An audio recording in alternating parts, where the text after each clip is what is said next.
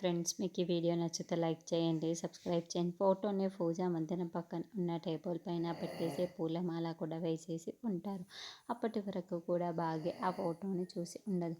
బాగా ఏమో పూజా మందిరంలో పూజ చేస్తూ హారతి పట్టుకొని అందరికీ ఇవ్వటానికి పూజా మందిరం నుండి బయటికి వస్తుంది. అప్పుడే ఒక్కొక్కరిగా హారతి ఇస్తూ అమర్ దగ్గరికి వచ్చి హారతి ఇస్తూ ఉంటుంది.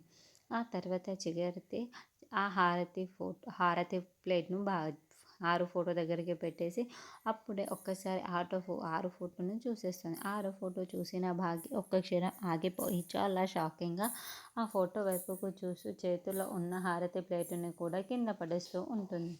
ఫోటో దగ్గరికి వచ్చి ఆరు అక్క అని ఫోటో దగ్గర కుప్పకూలిపోతూ ఉంటుంది. మిస్సమ్మ ఏమైంది, ఇలా హారతి ప్లేట్ని కింద పడేశావు అని నిర్మలమ్మ అమర్ అడుగుతూ ఉంటారు. మిస్సమ్మ బాగున్నావు కదా అని ఓకే అని అమర్ అడుగుతూ ఉంటారు. ఇప్పుడే భాగ్య చాలా ఎమోషనల్ అయిపోతూ ఆ ఫోటోలో ఉన్నది నిజంగా ఆరు అక్కన అని ప్రశ్నిస్తూ ఉంటే, అవును మిస్సమ్మ ఆరునే అని అమర్ చెబుతాడు. అదేంటి మిస్సమ్మ, ఆ ఫోటో నేను ఇంతకుముందు చూసావు కదా అని నిర్మలమ్మ అడుగుతూ ఉంటే భాగ్య ఏడుస్తూ ఉంటుంది.